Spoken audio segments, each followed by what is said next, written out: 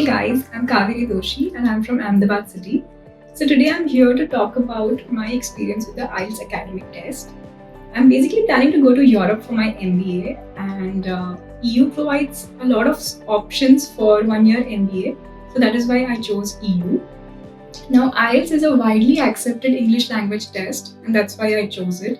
We have a lot of test centers near my area which provide multiple time slots for taking the exam. IDP IELTS Institute provides a very smooth experience right from the test booking part. The test centers are really well equipped and the staff is really supportive.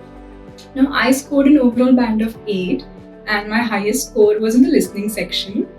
Now, basically, that is got a lot to do with the fact that I'm exposed to a lot of English content, be it in the form of movies or TV series, and that's why I took around a week to prepare for my listening section. I started with the mock tests given in the material provided by the IDP Institute. And once I started scoring around 8.5 to 9 on those mocks, I switched to YouTube videos.